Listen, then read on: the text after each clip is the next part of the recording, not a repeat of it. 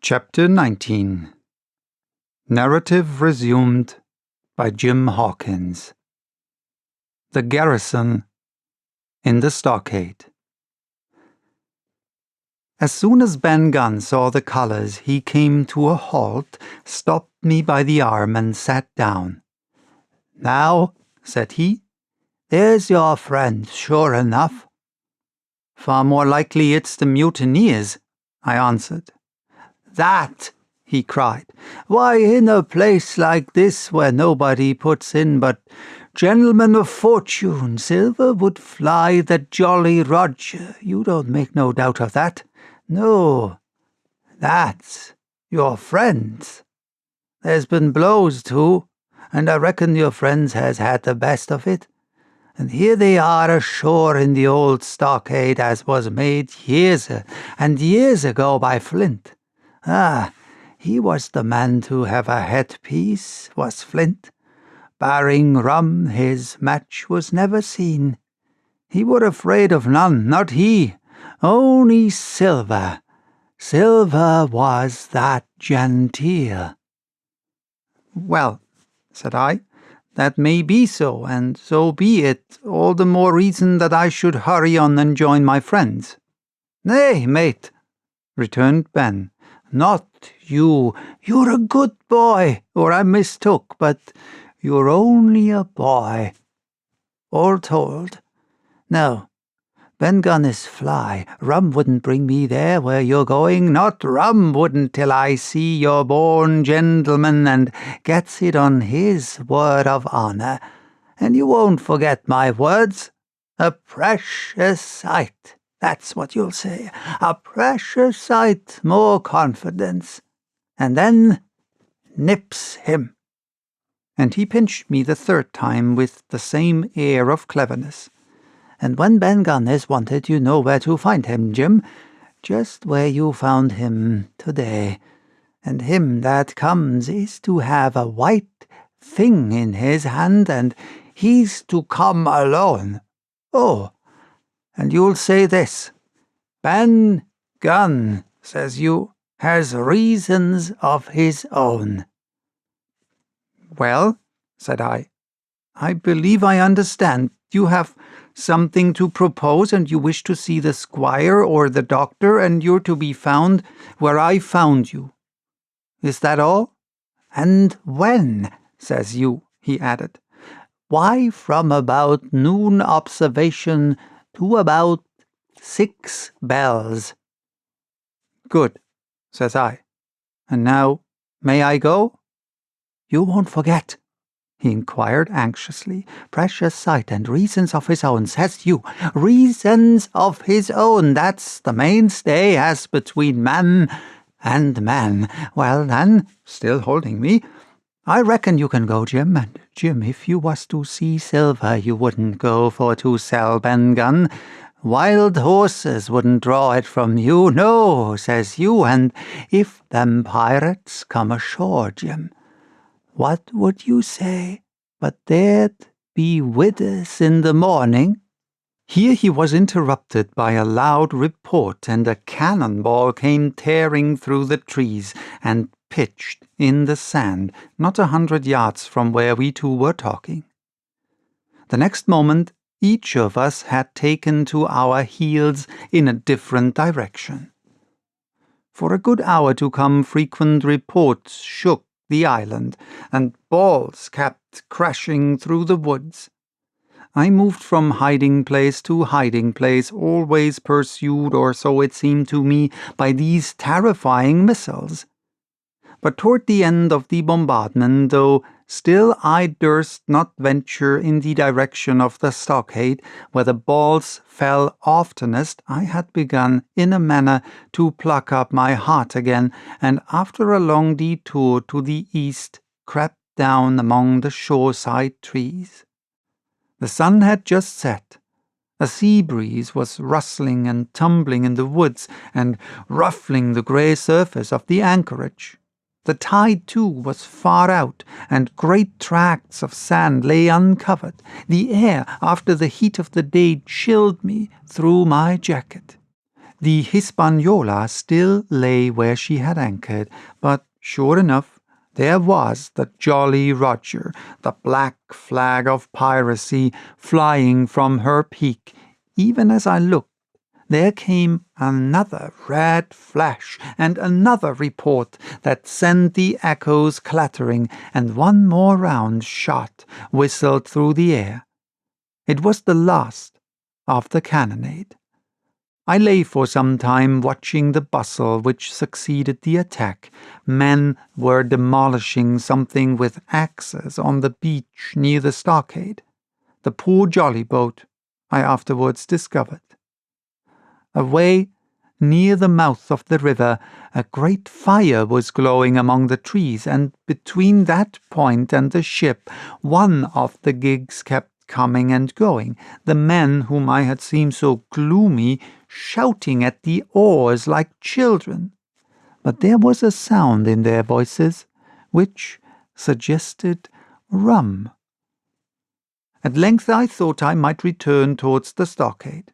I was pretty far down on the low sandy spit that encloses the anchorage to the east and is joined at half water to Skeleton Island, and now, as I rose to my feet, I saw some distance farther down the spit, and rising from among low bushes, an isolated rock pretty high and peculiarly white in colour. It occurred to me that this might be the White Rock of which Ben Gunn had spoken, and that some day or another a boat might be wanted, and I should know where to look for one. Then I skirted among the woods until I had regained the rear, or shoreward side of the Stockade, and was soon warmly welcomed by the faithful party. I had soon told my story, and began to look about me. The log house was made of unsquared trunks of pine. Roof, walls, and floor, the latter stood in several places as much as a foot or a foot and a half above the surface of the sand. There was a porch at the door, and under this porch the little spring welled up into an artificial basin of a rather odd kind, no other than a great ship's kettle of iron, with the bottom knocked out and sunk to her bearings, as the captain said, among the sand. Little had been left beside the framework of the house, but in one corner there was a stone slab laid down by the way of hearth, and an old rusty iron basket to contain the fire. The slopes of the knoll and all the inside of the stockade had been cleared of timber to build the house, and we could see by the stumps what a fine and lofty grove had been destroyed. Most of the soil had been washed away or buried in drift after the removal of the trees. Only where the streamlet ran down from the kettle, a thick bed of moss and some ferns and little creeping bushes was still green among the sand. Very close around the stockade, too close for defense, they said, the wood still flourished high and dense, all of fir on the land side, but toward the sea with a large admixture of live oaks. The cold evening breeze of which I have spoken whistled through every chink of the rude building and sprinkled the floor with a continual rain of fine sand. There was sand in our eyes, sand in our teeth, sand in our suppers, sand dancing in the spring at the bottom of the kettle, for all the world like porridge beginning to boil. Our chimney was a square hole in the roof. It was but a little part of the smoke that found its way out, and the rest eddied about the house and kept us coughing and piping the eye. Add to this that Gray, the new man, had his face tied up in a bandage for a cut he had got in breaking away from the mutineers, and that poor old Tom Redruth, still unburied, lay along the wall, stiff and stark, under the Union Jack.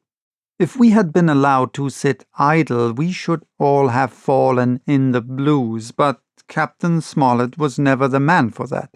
All hands were called up before him, and he divided us into watches, the Doctor and Gray and I for one, the Squire, Hunter, and Joyce upon the other. Tired as we all were, 2 were sent out for firewood, 2 more were sent to dig a grave for Redruth, the Doctor was named cook, I was put sentry at the door, and the captain himself went from one to another, keeping up our spirits and lending a hand wherever it was wanted. From time to time the Doctor came to the door for a little air and to rest his eyes, which were almost smoked out of his head, and whenever he did so he had a word for me. "That man Smollett," he said once, "is a better man than I am. And when I say that, it means a deal, Jim." Another time he came and was silent for a while, then he put his head on one side and looked at me. "Is this Ben Gunn a man?" he asked. "I don't know, sir," said I. "I'm not very sure whether he's sane." "If there's any doubt about the matter, he is," returned the Doctor. "A man who has been 3 years biting his nails on a desert island, Jim, can't expect to appear as sane as you or me. It doesn't lie in human nature. Was it cheese you said he had a fancy for?" "Yes, sir. Cheese," I answered. "Well, Jim," says he, "just see the good that comes of being dainty in your food. You've seen my snuff-box, haven't you? And you never saw me take snuff. The reason being that in my snuff-box I carry a piece of Parmesan cheese, a cheese made in Italy, very nutritious. Well, that's for Ben Gunn." Before supper was eaten, we buried old Tom in the sand and stood round him for a while bare-headed in the breeze. A good deal of firewood had been got in, but not enough for the captain's fancy, and he shook his head over it and told us we must get back to this tomorrow rather livelier. Then, when we had eaten our pork, and each had a good stiff glass of brandy-grog, the 3 chiefs got together in a corner to discuss our prospects.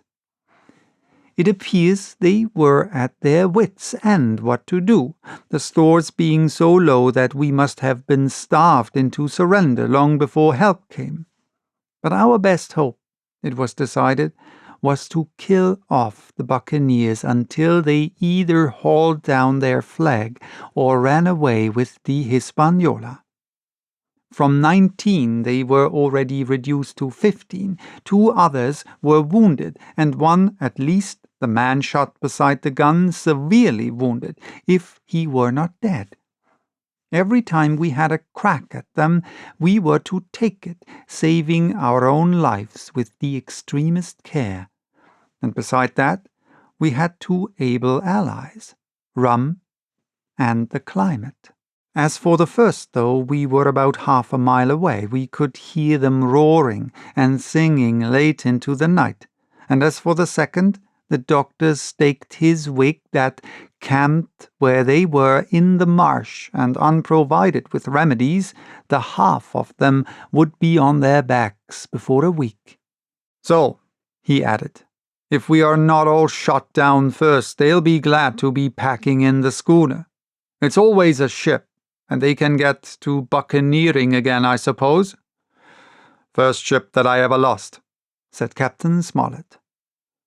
I was dead tired, as you may fancy, and when I got to sleep, which was not till after a great deal of tossing, I slept like a log of wood. The rest had long been up, and had already breakfasted and increased the pile of firewood by about half as much again, when I was awakened by a bustle and the sound of voices.